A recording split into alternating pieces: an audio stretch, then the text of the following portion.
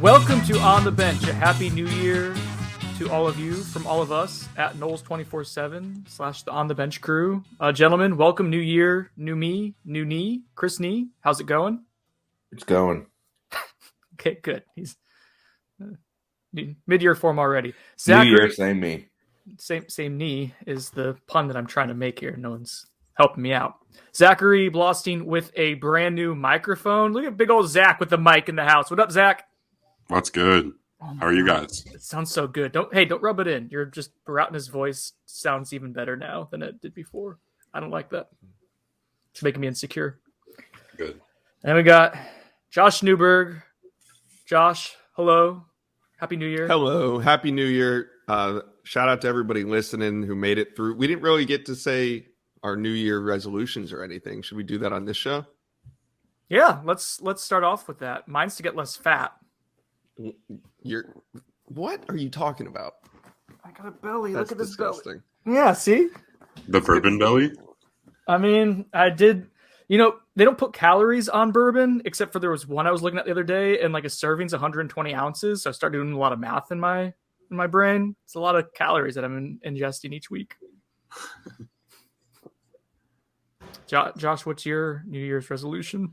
Maybe to just be a little bit more patient with you. With me specifically?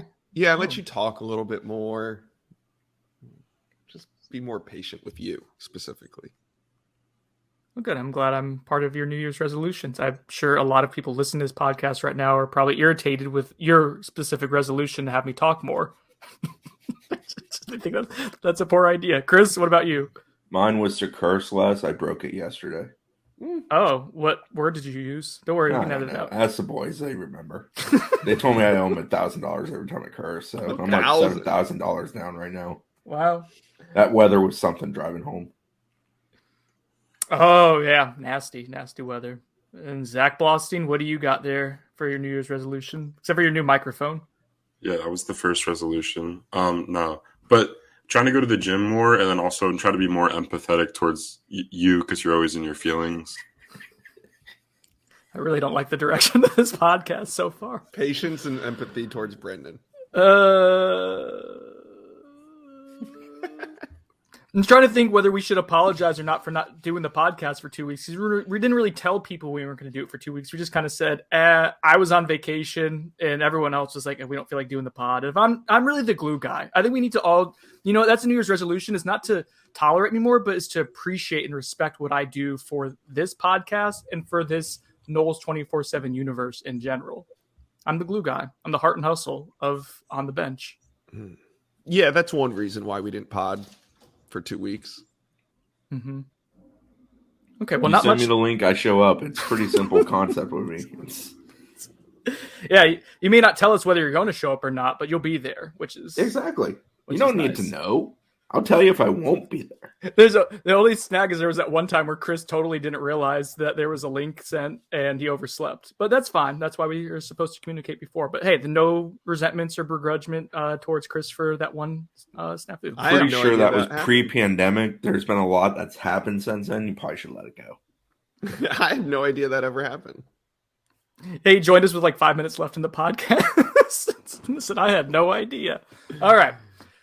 So, with the last 2 weeks off, there hasn't been much that's happened. No, just kidding. There has been a lot that's happened, especially in the transfer portal. And that's going to be kind of what this show is about, is a recap, kind of filling in some of the blanks of what we missed the last few weeks with these transfer portal additions. And where I want to start with that is the wide receiver room, because it looks drastically different now from the last time we came on and did a podcast, which is about a day or two after the end of early sign-in period. So FSU has added 3 wide receivers via the transfer portal. We're going to get into all 3 of them, talk about the recruitment, what they bring to the table, and kind of do a generalized look at the wide receiver room as we get going here. First off was Micah Pittman from Oregon. Then next came Johnny Wilson, an actual high school teammate of Micah Pittman's. Johnny Wilson was at Arizona State. And then most recently on New Year's, I guess day, it was at midnight, and Zach and Chris had to stay awake for that. I was sleeping. I think, Josh, you did not make it to midnight, correct? I did not. I tried. I thought I was going to. Allison sent herself to bed at like 11, and she asked me if I was ready, and I said, no, I'm staying up for this commitment. And I was watching TV, And then all of a sudden it was 12:45 a.m. And I realized that I had fallen asleep on the couch at about 11:45 and woke up an hour later, and it was all done. And I was frustrated and just went to bed. You missed it. You missed it. missed Yeah, it. I fell asleep like at 11. It was a good run, though. I usually go to bed at 8 p.m., not a.m. So, yeah, that was 11. 11 was as much as I had in me. So Deuce Spann committed at midnight. Zach, you were up when the ball dropped. Did you end up dropping a crystal ball for Deuce Spann beforehand? I did, but for some reason someone told me that it like glitched out and it went foggy when I didn't even think you could do that. Oh, wow. So you didn't get the credit for it. Yeah, I thought Foggy was retired in like 2020. Like if you go to his profile right now, it shows that I entered as undecided, but I don't even think that was possible. New year, new balls. That's unfortunate. I'm not touching transfer predictions ever. I love it. Those are the waters I swim in the most. That's probably my highest hit rate. So let's go into. I don't even think it keeps your hit rate. I don't even think there's a place where it tracks the transfer crystal balls. That's new product coming soon. It will. Incomplete. Well, it will one day, and when it does, everyone's gonna be like, "Who's this Brendan Sonnone character at the top of the leaderboard?" It'll be me. All right, maybe we should have me talk less now that I think about the format. I'm being patient. Okay, so Deuce Spann committed to FSU New Year's Day Eve, somewhere in between. Then Zachary was up for that. Zach, you had the pre-write ready to go. You were hustling. You knew that Deuce Spann was going to commit, but you did not have the crystal ball in. Unfortunately, only Josh and I do. But we'll give you the credit here in this platform to talk about what you discussed with Deuce and I guess why he ended up picking Florida State. Yeah, I mean, Florida State prioritized him as soon as he hit the portal. There were a couple other schools that hit him up, but he told me we spoke, I think, a day or two after he entered the portal, and Florida State was one of the schools most in contact with him. And then 5 days or so before he announced, we got on the phone, and he knew he was going to Florida State. And it was really because Coach Atkins and Mike Norvell were in contact with him, making him a priority at the receiver position, obviously expressing their need at that position at Florida State, as well as the opportunity for him to have some packages at quarterback. And he's really interested in doing that because, as most of us know, he was a quarterback at high school, at Lakewood High School, and over there by Josh in St. Petersburg. Yeah, I'm going to throw this to Josh here in a second. So Spann is a converted quarterback from St. Pete. Zach mentioned he had 124 yards receiving this past season, 2 touchdowns on only 5 catches and only 9 targets. So he was a big play machine when he got opportunities. He just didn't have a bunch of opportunities. So Josh, you're familiar with Deuce Spann from his time. I guess we covered him a little bit in the recruiting process. I think he was a Willie Taggart target, if I'm not mistaken. So I guess could you kind of fill in the listeners on his athletic profile, how FSU views him, and I guess how he'll be utilized here for the next couple of years, what the plan is for Deuce. Yeah, he was a high school at Lakewood. Or he was a high school quarterback at Lakewood here in St. Petersburg. And fairly athletic at 6'3", 6'4", about 190 pounds. Was really just recruited as a quarterback coming out. I believe he camped at FSU. And I can't remember if he received an offer or not, but I do know that after that camp, he really wasn't pursued much by the Seminoles. So he wasn't a target down the stretch. He commits to Illinois, goes in as a quarterback, like Zach said, has now converted to a wide receiver. Not a ton of production just yet, but hopefully that changes because he is very needed in Florida State's wide receiver room. Yeah, he camped with FSU on July 28, 2018, and he was offered on January 8, 2019. Illinois, the official visit for them happened October 18, 2019. He committed to them in December of 2019 to so FSU did throw an offer in? Life. Yes, they did offer him on January 8th of 2019. I don't recall which coach led the charge there. I guess that would have been probably Raymond Woody, based on the area back then with that staff. Okay, so he was offered 18. He came out in 19. Yeah, he signed he was a mid-year enrollee at the end of 2019 going into 2020. He was offered by FSU at the very start of 2019. Right. Gotcha. And then he wasn't recruited very hard. I remember several coaches from big-time programs also coming down to Lakewood to check him out, and The feedback I got was like they liked him. He was on their board, but not a lot of teams were going to offer. Yeah, I remember a lot of athlete talk, not a lot of quarterback talk with him. Right. But that he was thought of as a very high level athlete, which is why FSU is now in the market and taking him as a wide receiver, despite the fact that he has a lack of production at the position after moving to it during his Illinois career. Another reason he transferred here is because it's much closer to home, much easier for his family to see it. That's something he mentioned when he spoke to Zach. I think they like him. You guys have all alluded to him playing a little bit of quarterback too. Like he's an offensive weapon, I guess is how he's going to be viewed. 6'4", that speed, that frame, and the ability to maybe play a couple positions is. I don't like it. You don't like it? No. Go on. Florida State needs wide receivers. And if he's going to be over there also learning the quarterback playbook, man, I don't like it. Brendan, how many wide receivers play quarterback in college? I don't think that he's going to be learning. Like, I think you'll have a couple packages in for him. I don't think it's going to be like he's over there practicing quarterback. That needs to take place at the wide receiver position. I get it. Maybe they said it during his recruitment, but if this actually happens, I don't like it. Yeah, I took it as whispering sweet somethings. I hope so. I think there's a chance you see him at Wildcat. I like him, but he had 5 catches last year. I'd rather have him, work in the wide receiver playbook rather than the quarterback playbook. So this is going to be a theme with the other 2 wide receivers as well.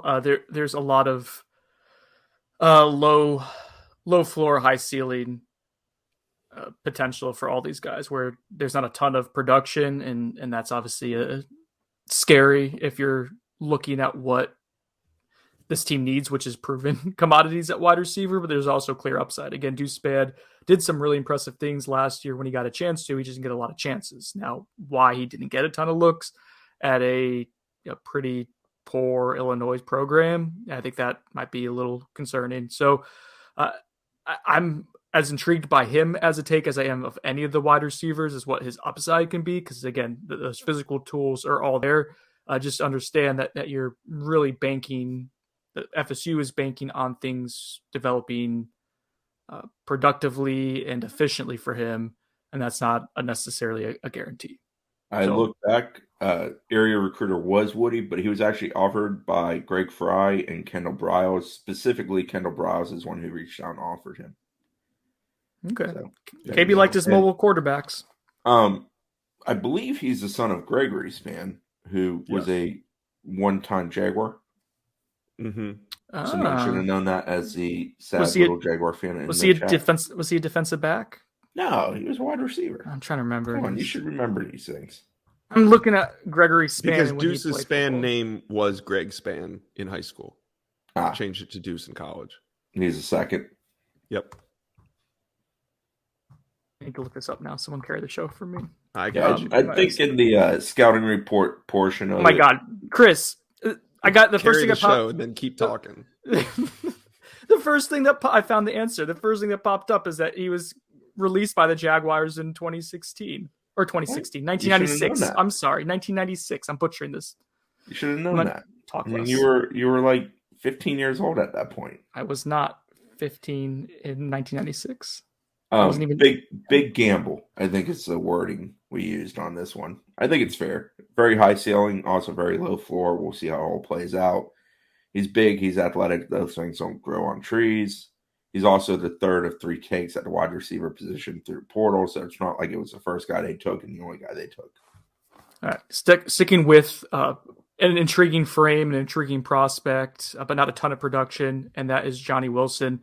He'll be a redshirt sophomore. He was a redshirt freshman this past year from Arizona State. He had 12 catches for 154 yards, 1 touchdown, some really great metrics in terms of blocking, and you can see that in some of the film, but also 3 drops on not a lot of targets. So that's a work in progress. Chris, how's your exclusive interview with Johnny Wilson gone? I think I'm sitting at 0 for 7 currently in phone calls. I did text with his grandfather by accident. I thought it was he clarified with me that it's actually, his grandfather's number and that the other number I had was Johnny. So at least I know I have the right number. How many Yeah. times did you call his grandfather before he texted you saying it's gonna be the- one call followed by one text, and then he clarified for me via Okay. text. So either Johnny's acting like he's a grandfather, or it is actually Johnny's grandfather. So, yeah, It's like when they dress LeBron James up as the grandpa LeBron, right? Yeah. He just looked like Greg Oden. So we haven't gotten a hold of him yet. What do we know about Johnny and why FSU moved so quickly on him when he was in the portal?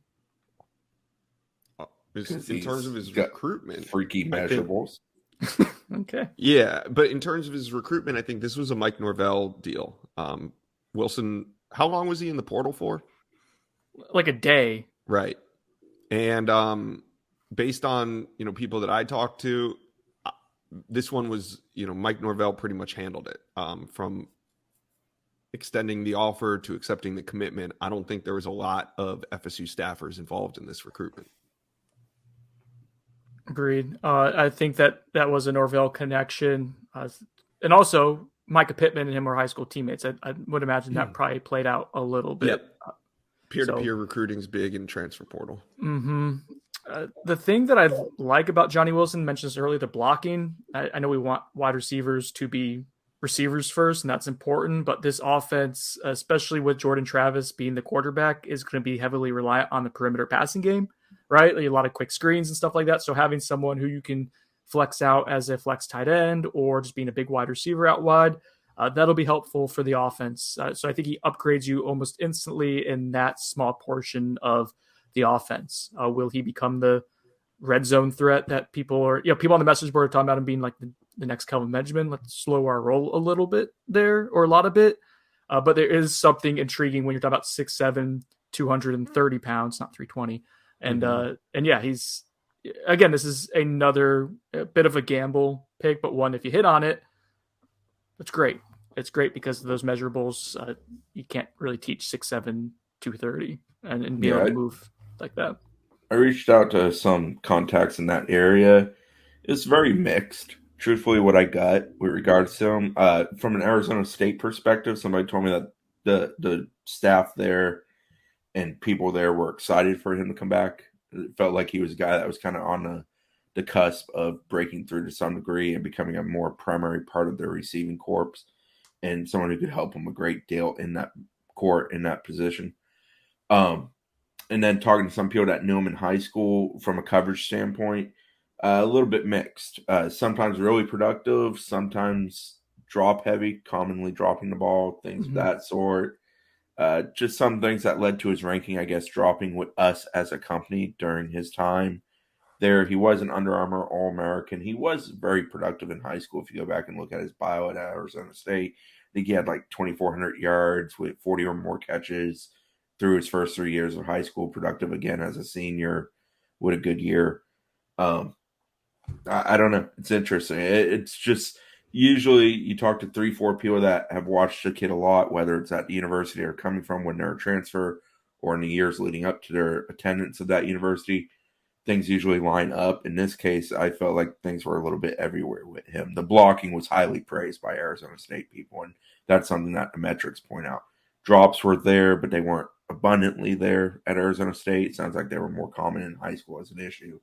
Or at least that person's opinion from viewing them in high school was that he dropped it a good bit. So I'm interested with that one.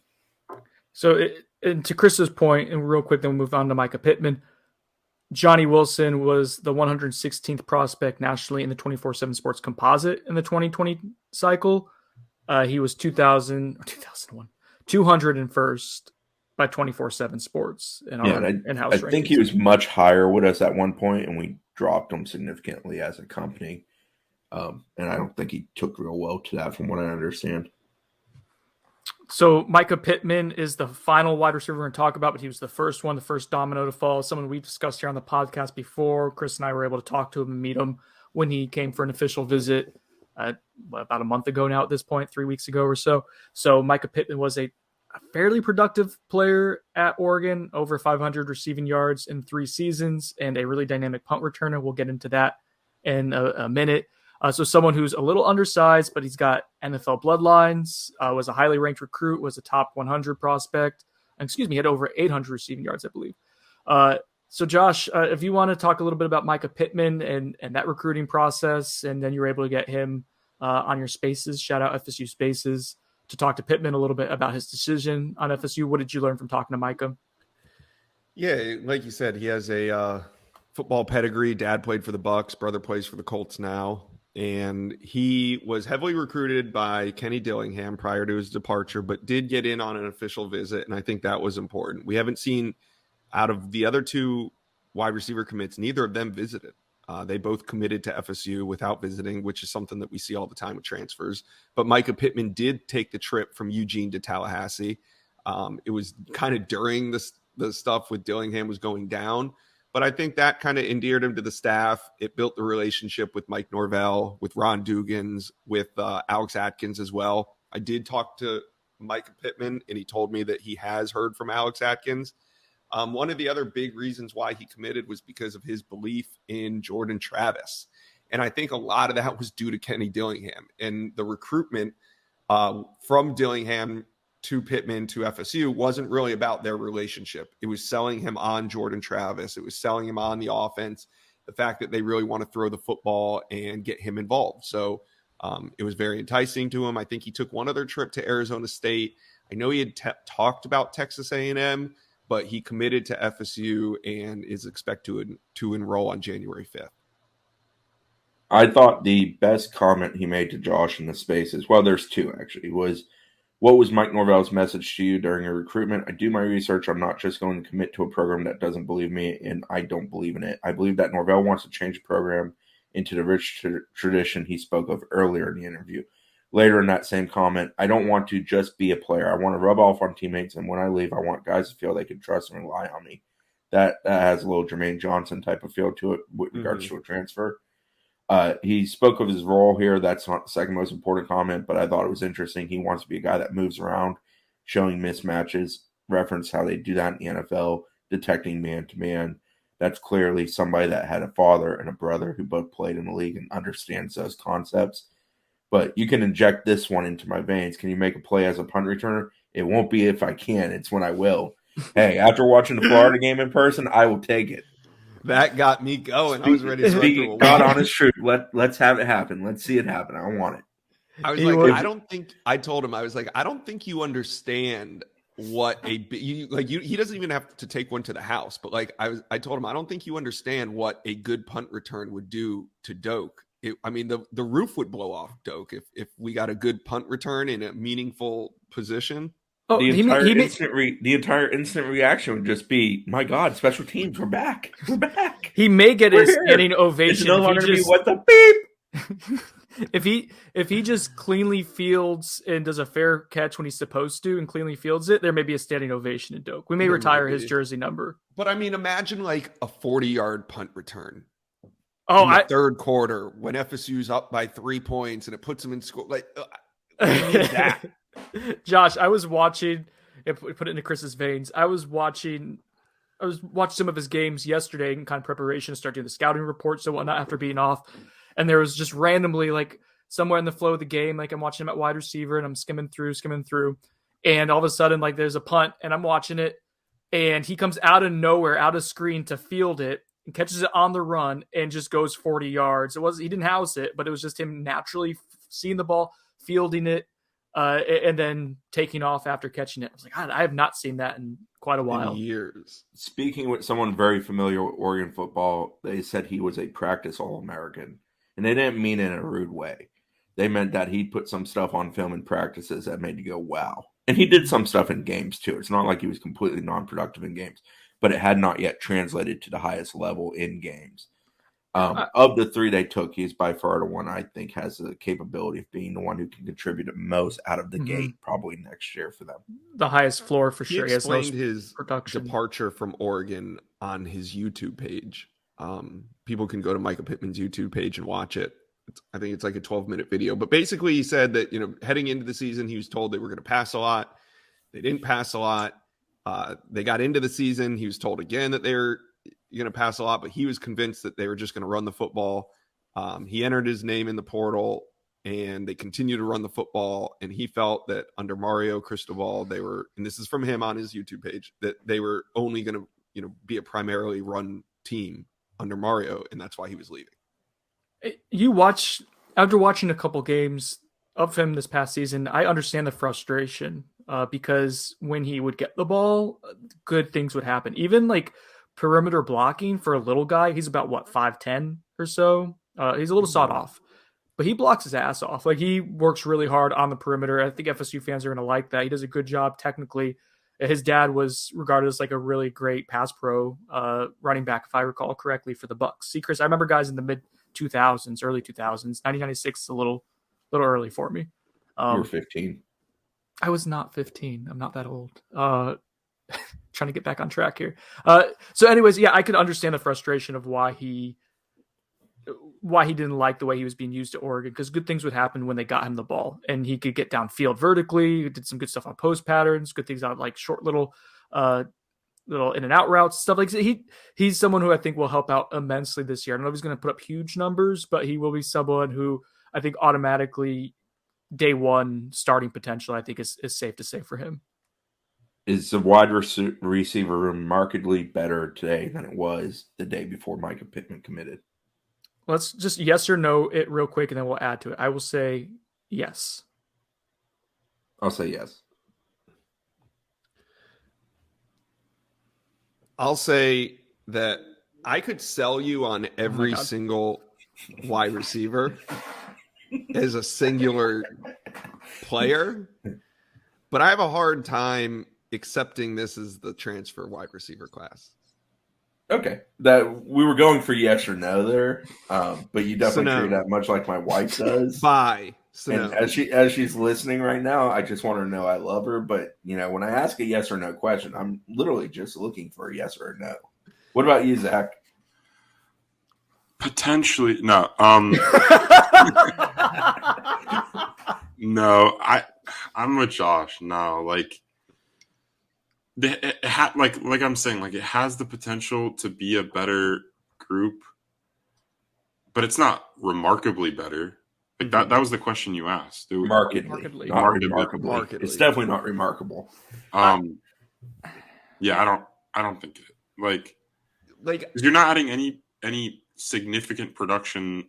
You can't point to one of the players, one of the three and guys, say that we know we're going to get production out of this. Yeah, because none of these guys have more production than your wide receiver 1 or wide receiver 2 on your current roster, right? Like Pokey Wilson probably has more production than all three of them, if not, just the Johnny Wilson and Deuce Spann. And I'm not saying that Deuce Spann or Johnny Wilson can't pan out and be great receivers, but like from the start of this, we always pointed out that they needed a guy that was proven. You took the Andrew Parchment experiment last year. He had some good moments. He had some not so good moments, but he wasn't a productive receiver. Like there were points in the season where he wasn't even playing. Like that just can't happen. If you're going to bring in pieces, they need to like start for you. Like that, especially at this position that this past year was one of the weakest points on the entire team. I like that they're bringing in 3. Yeah. And, who knows? That's why I said yes more than anything. I like numbers at the problem. Yeah. I also like the fact that they're different. You got one who's an uber high ceiling athlete who knows in Spann. You've got one who's a big body guy who's a very capable blocker who can be a red zone threat in Wilson. Mm-hmm. Then you got Pittman, who I think is probably a little bit of a mix of a more well-rounded receiver, especially at this point in his career than the other. And he gives you special teams. Who gives you special teams. So that's why I said all yes. 3 individually. Like I can sell you all 3 individually. I'm concerned about the overall production without having a guy there. And maybe they do take a 4th. I mean, if you're taking a 4th, hold on. If you're taking a 4th, are they completely revamping the entire wide receiver room? Then I would take a 4th. Let's see. I think then, yeah. But what does that say about the person that's responsible for putting the room together? That they probably shouldn't have a job here anymore. Right. Because he recruited everybody in that room. And if everybody in that room can't play right now, and you got to take 4 transfer wide receivers, then it's been completely mismanaged. And there's only one person on the coaching staff that has recruited all those guys to Florida State. Well, whiffing on high school receivers at the early signing period and not really having any backup plans at that position in the high school ranks at that point in time was a complete failure. It's why you're now adjusting and doing what you have to do because you have to do what you got to do to try to win games, and you go and get the 3 out of the portal. So And that's sliding backwards while doing it. Yeah. They're not taking guys out of the portal that are of the same caliber as they were recruiting out of high school. Yeah, I love the Wyoming kid, Neor, I believe was his last name, and then Cowing out of UTEP was another guy. I don't think Cowing was attainable for FSU. I think he's going to upgrade more so than even FSU. I'm not sure on a Wyoming kid. His offer mix is pretty interesting. He's got some pretty high-level ones and then others that aren't much better than what Wyoming was. But those were 2 guys that jumped into portal position who I loved, who I thought were guys that I would have loved to see FSU go all out for. I do not know if they kicked the tire. Well, I know they actually reached out to both of them, but I don't know if when they kicked the tires, they were basically told it's not going to be you in the end. And they went and got what they could get type of thing. Real quick, Josh, and I have a point I want to make about the collective wide receiver haul and put some context to it. But Taj Harris is a name that people are going to want an update on. Do we have anything? That was another name that was in the I got a mix little wide bit receiver. On him. Okay. At this point, I don't expect, it doesn't sound like he's going to be able to make it in for the spring. I was told even before his grades came in that it was going to be a long shot. So at this point, I haven't heard anything. He hasn't come in for a visit. I don't expect him to be eligible. There's a chance he could be eligible for summer. If that's the case, I don't even know if Florida State at this point would be interested, because that means he's not going to be available for spring ball, but he is somebody that's a little bit more proven than the rest. So I'll do some digging on that. But at this point, no, I don't think Taj Harris is in play for FSU, at least for this spring semester. We haven't had anyone come and outright say they're not going to take another wide receiver. I've operated on the assumption that they're probably done unless it is someone that would kind of represent the whole big picture, like proven wide receiver, or someone who you'd feel really good about that can do multiple things well. To use that scholarship there. I think a caveat on that is you can wait and go through the spring and see what the room looks like with the guys you just added, because you're not waiting on any high schoolers other than, the mysterious Destin Hill to show up. So you go through spring, you see what it is, you see how you feel about it, and then you see who's there in the portal between spring and August. And if there's a guy who you feel is truly a high enough caliber and plug and play, the fact he missed the spring may be alleviated by the fact that you think he's such a high level receiver. I think in retrospect that it would have benefited Andrew Parchment a great deal to learn the coaching staff and the system and have a spring here. So he's not a plug and play type. But if it's somebody who's very high caliber, who's a guy who has played the college game at a high level for multiple years and produced at a high level and has the acumen or the intelligence to kind of be plug and play, then that probably is someone that you would pursue at that point. Chris, do you remember that first practice with Andrew Parchment? Wasn't actually the second one that he was really good in? No, I'm not talking about the one he was really good in. I'm talking about, I think it was the first one, and he was running with the young guys. Because, he quickly corrected our view of him. But he was trying to run routes, and the hand placement was the craziest thing I've ever seen at the college level. Floppy hands. His hands were flopping all over the place. I've never seen, he's never run a route before. It was day 2 catches a back shoulder fade while burning it down the sideline and runs into the garage door to stop himself. And I'm like, oh, hey, that's why they recruited him. That's why he's here. Enough. So the final point I want to make on the wide receivers and why I think it is a markedly better room. I think you guys are forgetting what the wide receiver room was this past season. I've seen Micah Pittman win a one-on-one on a crossing pattern, get space, and then take it 30 yards upfield. They were trying to run crossing patterns and one-on-one man beaters all this past season and could not get a single solo open. I've seen Deuce Spann catch a ball 40 yards downfield in traffic and come down with it contested between 2 guys. His 2 best catches this past season on a limited sample size are better than any catch that an FSU wide receiver had all of last year. So sign me up. Somebody that can win a one-on-one, that's all we need. That's what I'm saying. There's at least guys there who can show you they've won one-on-one. You better not disrespect Pokey Wilson's one-hander against UF. Oh, that's right. Well, but he also had the punt and that, so it just kind of it sours me a little bit. I think the wide receiver room will be better. I think it'll even, dare I say, markedly better. That doesn't mean it'll be good. It was at a really low level last year. That was my last point. I was going to make a money ball a point too, but I'm going to talk less this year. So we'll move on to one other transfer portal commitment. I'm going to throw this to Zach because he was all over this coverage, and that was Greedy Vance, someone, a Louisville cornerback, someone who FSU hopes is all over the coverage of opposing wide receivers. See what I did there, Zachary? Yeah, my New Year's resolution's going to be tough. So Greedy Vance was at Louisville, like you said. He entered the transfer portal, and not long after, Florida State landed him. It was a group effort. Mike Norvell was involved, Adam Fuller as well, along with Marcus Woodson, who was kind of the key in this recruitment. David Johnson was also key in this recruitment because Greedy Vance is originally from Edna Karr High School in Louisiana, which we are very familiar with because of the aforementioned Destin Hill. Maybe he's a real person. Maybe Greedy Vance can shed some light on that. But yeah, so Greedy Vance had a relationship with Marcus Woodson out of high school when Woodson was the defensive backs coach at Auburn. He was recruiting him there. He said there was a numbers crunch and basically he couldn't get in to that class at Auburn, so he ended up at Louisville. But once he entered the portal, Marcus Woodson was quick to reach out and basically said, I couldn't get you at Auburn, but I want you here at Florida State with me. So they got him in, fiery. He's kind of short. He's a small defensive back, I think 5'11", 160 or something, or is measurable, or 5'10", whatever, something like that.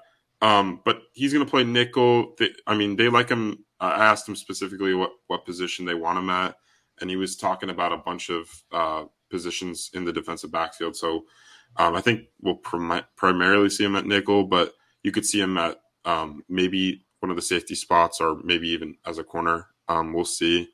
There were other schools involved, but Florida State was clearly the one that was contacting him the most. He mentioned Oklahoma, Mississippi State, and Tulane as three other schools that were speaking with him often once he entered the portal. He also mentioned that two schools were talking to him before he was in the portal, but not FSU specifically. Yeah. He said FSU was not. Gotta love tampering these days. What a little tattletale. So he's someone who can potentially play multiple defensive back spots for FSU. I think you mentioned in your article, Zach, corner, nickel corner, dime corner. Did he say safety as well? He said they're going to. I got the quote if you want me to fire it off. Yes, please, Chris. They're going to list me as a DB. They want to use me in the slot, at nickel, at dime, at corner. I'm very versatile, so they feel like they want to do a lot of things with me in that type of scheme. So I'm going to throw this to Josh here. I'll be honest. I think this take signifies that they're trying to cook up the pressure on some other guys in the DB room of the players who have exited the program already. I will say this. I wrote a lot of pre-writes for guys we expected based on just common sense or like sources that we were hearing saying likely to. And the guys who I still have articles pre-written for and that didn't transfer in the defensive back room. So take that for what it's worth. Would you agree, Josh, that this is a take that is meant to turn up the pressure a little bit on that room to either get guys to get good or get gone kind of deal? Do you remember, did you take chemistry in your little journalism degree? Not in college. No, in high school though. Well, I took baby bio at Florida State, and this is what I learned. Sometimes if you want to cause a reaction, you need to add a catalyst. And sometimes that catalyst causes a reaction to happen. And I think Vance, in this case, is that. So you had to add something to the room to shake it up into, we'll see. We'll see some departures, I think, from this. Yes, I agree with you. Thank you. I don't know why you said little journalism degree. I was UCF's journalism's top graduate. Because look at us. 2011. Look, here we are. Who thought we'd be here? Many journalism national championships. we're journalists with a lowercase j, for sure. Sorry to break it to you, Brendan. I took his addition as a guy who plays a Kevin Knowles type role, where he's a flexible, can do a lot of different things, gives you good depth at that position, allows you to take the rep count off of a guy as only one guy at the position. But on the flip side, I also think it's there to pressure a guy like Jones, a guy like Jay, prepares you in case a guy like Jamie Robinson makes a decision different than the one we're expecting at this point, which is for him to return. But he hasn't put finality to that, so we're not positive there with regards to him returning. But yeah, I definitely think, and of course, Tate, who's a guy who's yet to do anything here. But yeah, here's no one thrown in the mix for you to compete with. So it's either get it done time or get on out time. And we'll move on here to a few other transfer portal defenders that we're keeping an eye on right now. But I will say with Greedy Vance that with him possibly being a nickel, they really liked what Kevin Knowles did at nickel this past year. But the long-term prognosis for him projection was for him to play at outside cornerback. Yeah. Like that's why he was brought in. So I think it also turns up some pressure on Jarvis Brownlee. Not saying that Jarvis is going to go anywhere, but that's someone they need to continually push. And it adds depth to multiple spots as well. That's why I take Greedy Vance. He's not a world beater, but he's a replacement level sub-package cornerback who will help you. And he's still young. He's only a 2-year player right now, so he's only going to get better. So he's someone who's supposed to help elevate multiple positions and add some competition at defensive back. Correct me if I'm wrong, but his best PFF grade came against FSU. Yeah, I think so. It was like 75 or something like that. So they have some hands-on familiarity there. And we'll go to we'll talk about someone they have some familiarity with in a second here. But yeah, his grades were a little up and down. He had some really good games and some not so good games this past year in his first real extended action. He played a lot. He'll fit in perfect here. Whoa. All right. So 2 high priority transfer defenders that are still on the board that we want to keep you guys updated on. Let's go because I promised this someone that FSU is familiar with from maybe seeing on film or played against. This is from seeing on film. That's Albany defensive end Jared Verse. He's a high priority pass rusher with just an increasingly impressive offer sheet, but he's narrowed his choices down. So Neve, you can fill us in on the latest on Jared Verse, probably the number 1 priority on FSU's recruiting board, regardless of position right now. Yeah, I think he's the number 1 on a lot of people's boards. He's probably the best DN that's still in the portal at this point in time, which has been true since he entered. FSU, Tennessee, Miami seem to be the main 3. That's according to what he told Chris Hummer when they spoke. I believe it was yesterday. Hummer ran the article yesterday. At this point, him and his mom very much have sat down, done pros and cons, comparing the 2. He did visit FSU. He did visit Tennessee. Tennessee actually got him to punt on another visit to Purdue, or more like Purdue. There you go. Proud of you, Sinone.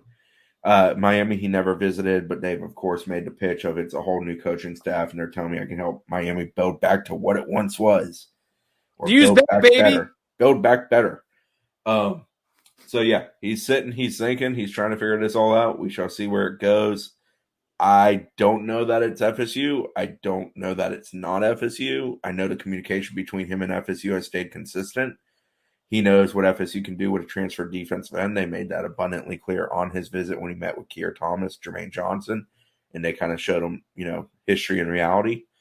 And we'll go from there. But I expect a decision from him before the enrollment period for FSU starts. So here in the next 3-4 days. Okay, the other name that we want to get to here, this is equally, I would imagine, a pretty high priority for FSU, and a new name that we haven't discussed here on the bench. That's UCF linebacker transfer Tatum Bethune. He announced a few days ago that he was entering the transfer portal. I don't know if he's officially in it yet right now. I don't know. But he's a 3-year player who had 108 tackles this past season with the Knights, also a pair of sacks, interception, and a couple of interceptions was big in UCF's win over Florida. Suck at Florida. So, Zach, I'm going to throw this to you. What do we know about Tatum Bethune and FSU's potential interest in the pretty productive linebacker? Yeah, so if he's not in the portal, we know Florida State's definitely interested. They, I don't know if you spoke about it, but they have the 2 built-in connections to him. He played at Miami Central High School at a high school, and he, or Sabbath Joseph, FSU's defensive assistant, off-field assistant, was a coach there. They're tied pretty close. And then Randy Shannon recruited him at UCF. Actually is listed as one of the primary recruiters in landing him over there when he worked there a couple of years ago. So those 2 connections work for FSU in FSU's favor in this recruitment. I was told, by a few sources that things are moving pretty well in FSU's direction. Depending, I don't. Did we lose Zach?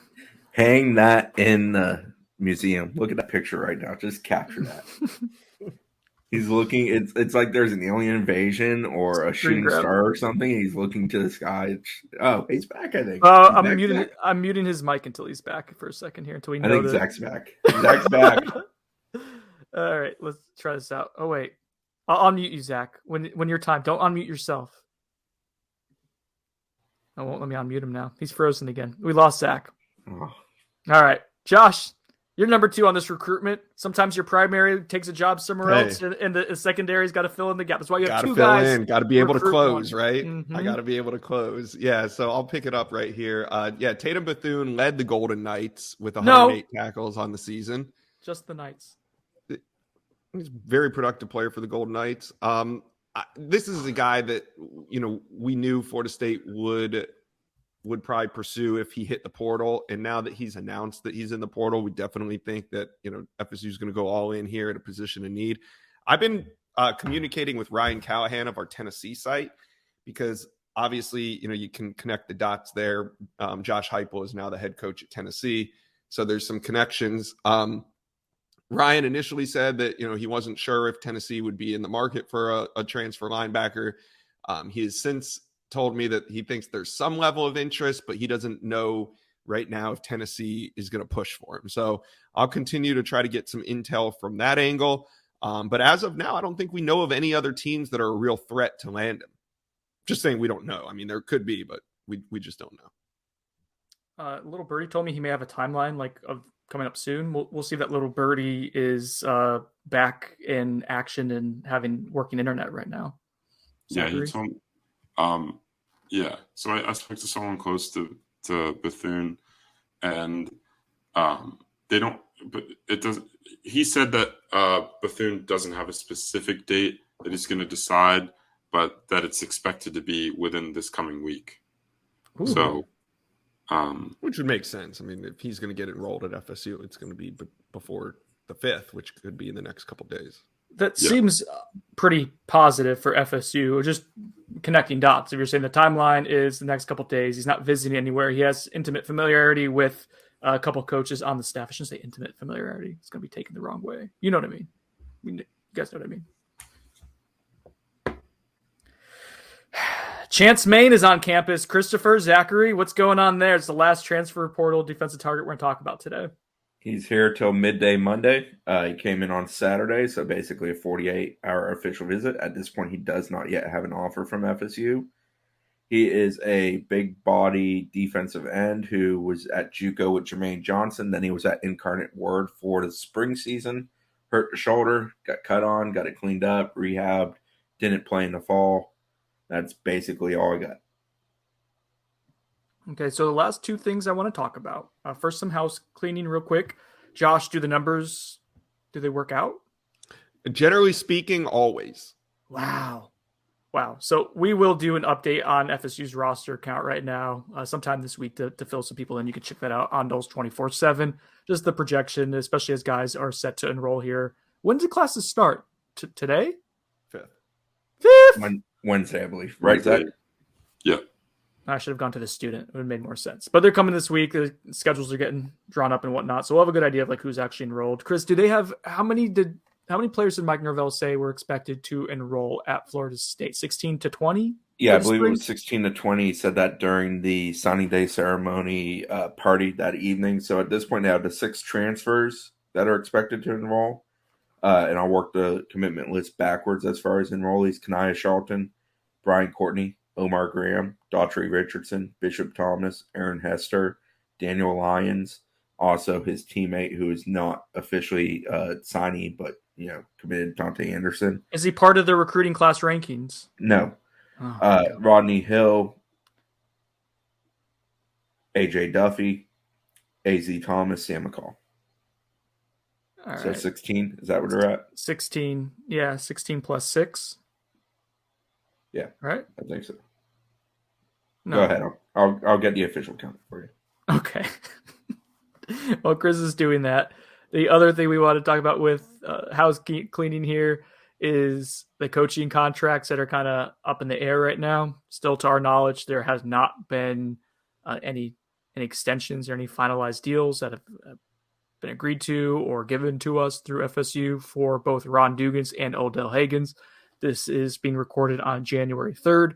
Their contracts run through January 31st. strange, I guess, that they haven't been finalized yet, or we haven't been alerted to it. It has been the holidays, so maybe that's why. But I don't know, Josh. Am I reading too much in that? I think that it's odd that we haven't heard anything from those two yet, with less than a month left remaining on the contract at this point. Yeah, I'm not expecting Dugans to be renewed at this point. I am expecting Odell Haggins to be renewed. Have a couple theories on why or why not those contracts have or have not been executed yet. But at this point, no announcement before the early signing period, no announcement after when they announced Tony Tokars and Alex Atkins. I thought that was the opportunity to say what you're going to do with Dugans and Haggins, but FSU declined to do that. So now I don't expect anything to be announced probably until closer to the day where their contracts expire, which is the end of this month. All indications from talking with multiple sources is that Odell Haggins has given everybody no reason to believe he's walking away, no reason to believe anything. I've also been told that when Odell Haggins does step off the field, that I expect him to sort of disappear from Florida State, meaning he's going to retire.